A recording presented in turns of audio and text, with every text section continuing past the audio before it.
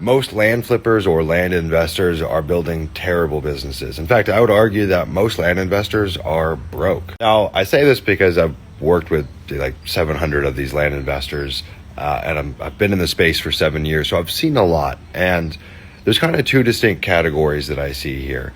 The first bucket is the person that's just not really making any money.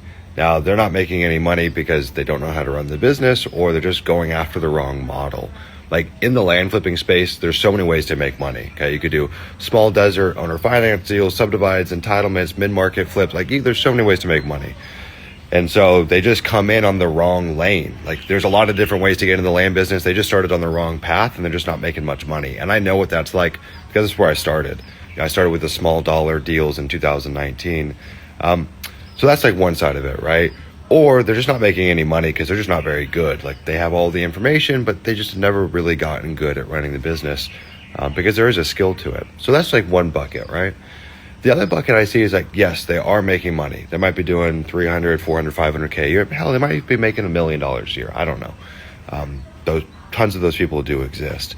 But the problem is they have such a bad relationship to their business. Essentially, they're just an employee in their business. They have no leverage in their business. They work a job. And, look, there's nothing wrong with building a business and creating a high-paying job for yourself. There's nothing wrong. If that's what you want, no problem. But the core thing with this business is it's an asset-based flipping business. And by virtue of that, it can be pretty high leverage if it's ran correctly. And also by virtue of that, you can run this business from anywhere. Like you could be in South Korea flipping land in America, it doesn't really matter. But I just see so few folks that have actually engineered their business in a way to where that's possible. And it's like, dude, that's one of the greatest gifts of a business like this. It's not just about making money. It's also the fact that you can do it from anywhere.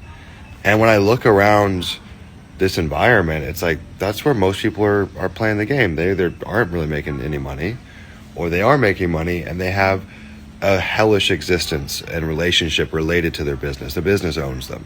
And so that's why, like in my little world of land investing, I've always looked at it like the money is not necessarily about doing deals. I don't focus on one-off deals. I focus on building the machine, the conveyor belt that can handle a deal a day or a deal a week, and building that machine. And I'm not a deal chaser. I'm a machine builder.